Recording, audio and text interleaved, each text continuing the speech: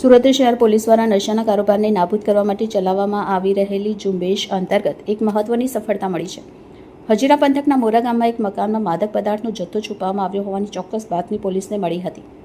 આ બાતમીના આધારે પોલીસે મકાનમાં ઓચિંતી રેડ કરી હતી, જ્યાંથી નશીલા પદાર્થ એવા હિરોઈનનો જથ્થો મળી આવતા પોલીસ પણ ચોંકી ઉઠી હતી. પોલીસે મકાનમાંથી અંદાજે ₹38,000ની કિંમતનું હેરોઈન કબજે કર્યું છે. આ ગેરકાયદે પ્રવૃત્તિમાં સંડોવાયેલા એક શખ્સની સ્થળ પરથી જ ધરપકડ કરવામાં આવી છે. પોલીસ હાલ પકડાયેલા આરોપીની આકરી પૂછપરછ કરી રહી છે કે તે આ નશાનો જથ્થો ક્યાંથી લાવ્યો હતો અને સુરતમાં કોને સપ્લાય કરવાનો હતો. ઔદ્યોગિક વિસ્તાર ગણાતા હજીરામાં આ પ્રકારે ડ્રગ્સ પકડાતા પોલીસ વધુ સતર્ક બની છે. આ સમગ્ર ડ્રગ્સ નેટવર્કમાં ભુલ્લર નામનો એક ઇસમ મુખ્ય કડી હોવાનું બહાર આવ્યું છે. પોલીસે ભુલ્લરને આ કેસમાં વોન્ટેડ જાહેર કર્યો છે અને તેને ઝડપી પાડવા માટે અલગ અલગ ટીમો બનાવી શોધખોળ તેજ કરી છે. ઈચ્છાપુર પોલીસ દ્વારા આ મામલે NDPS એક્ટ હેઠળ ગુનો નોંધી વધુ તપાસ હાથ ધરવામાં આવી છે. પોલીસ તપાસમાં આગામી દિવસોમાં ડ્રગ્સના રેકેટ સાથે જોડાયેલા અન્ય મોટા નામો સામે આવે એવી પણ શક્યતા છે. રિપોર્ટર ચેતન તરી, બુલેટ 26 ગુજરાત ન્યૂઝ, સુરત.